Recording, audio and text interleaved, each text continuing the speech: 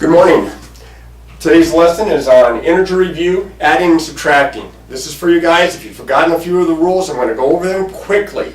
Now, because I'm going to go over them quickly and because I'm going to write examples down quickly, you have to remember that if I'm going too quickly, if I go too fast, just pause, rewind, go back over it to make sure that you don't miss any of the rules, because knowing the rules for adding and subtracting integers is key.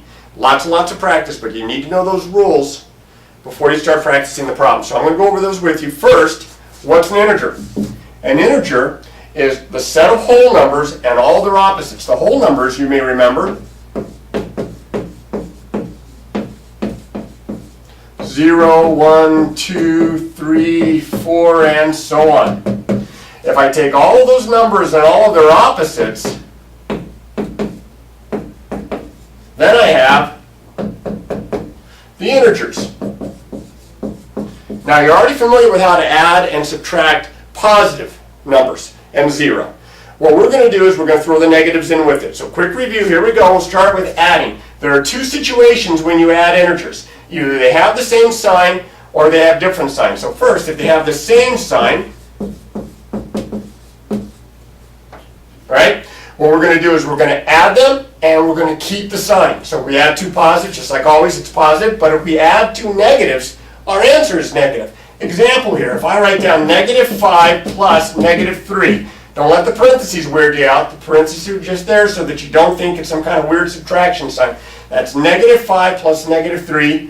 You add the 5 and the 3, which is 8. You keep the sign, that's -8. If I add up -11 plus -5 plus -17.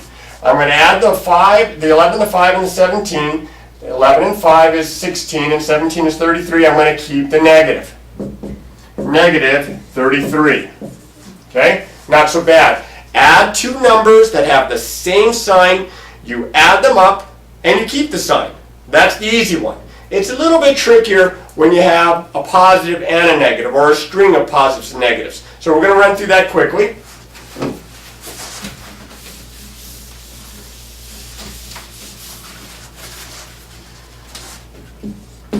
Adding numbers, integers,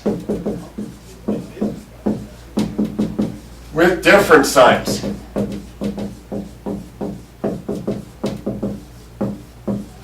Now, my students that have trouble with this, I try to tell them, think of it like money. Positive money, negative money. Positive numbers, money you have. Negative money, money you owe.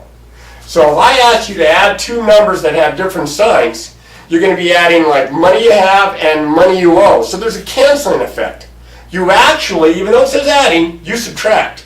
So if I was to say -7 plus 12, if I owe $7 and I have $12, well, I pay off my debt, I still have $5. So even though it's adding, I'm going to subtract the numbers as if they were both positive, and then I'm going to take the sign of the number that's bigger looking, that has the greater absolute value. That's the more mathematical way of saying it. The one that's bigger looking, I have more positive than negative, my answer is positive. If it's the other way around, with this example, -15 plus 12. Here, the negative number is bigger than the positive number as far as how it appears. It has absolute value bigger than that. So when I combine these, I treat the 15 and the 12, subtract them, 3, and keep the sign of the bigger looking one. My answer is -3. Let's try that again. If I write down 8 plus -19, here again I'm adding a positive and a negative number. Doesn't matter which one's first, which one's second. I'm adding a positive and a negative. You look at the two numbers, you treat them like they're positive. 8 and 19, that's 11. When I subtract, and you take the sign of the bigger looking one. So I have -11. Now, if they're the same size, absolute value-wise, if I have, for example, -5 plus 5. See, one's not bigger looking than the other, one's negative, one's positive, they have the canceling effect. You owe $5, you have $5, you're even, 0. These are called opposites, or additive identity, additive inverses, and I get 0. All right? Now, let's look quickly at the rules for subtraction, because if you know how to add, you can figure out how to subtract. There's one extra step. When I subtract, I use the definition of subtract, and that is to add the opposite. Remember, the opposite of a number is when you change the sign from positive to negative or vice versa. When I subtract, I'm going to add the opposite. Now, in a traditional subtraction problem, like 7 minus 2, I'm not going to bother changing this to adding the opposite. What I'm going to do instead is just subtract, just like we've done for years. But if I have negative 7 minus 2, that's a non-traditional subtraction problem. So what I'm going to do here is I'm going to use the definition. I'm going to change this into an addition problem by writing this as negative 7 plus the opposite, negative 2. Some people might remember this as keep, change, opposite. See how it stays the same? We keep it the same. We change the operation sign and we take the opposite. Now I use the rules that I just discussed. I just talked about how to add two numbers that have the same sign. Do you remember? You add them as if they were positive, but you keep the sign. So 7 and 2 is 9. This is negative 9.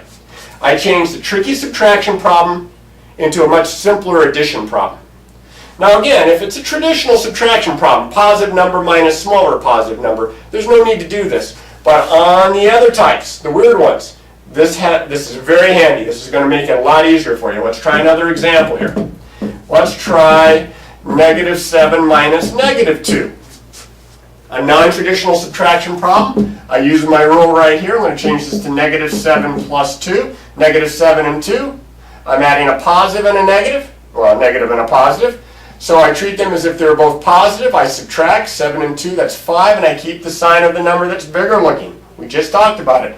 This is going to be negative 5. Now if you remember the rule on changing weird subtraction problems into adding the opposites, you can't go wrong. And this will work whether you're doing integers or fractions or decimals, anything with positives and negatives. And it's important that when you have positive and negatives that you practice the arithmetic, because you need to be as good with the negatives as you are with the positives. As always, practice, practice, practice.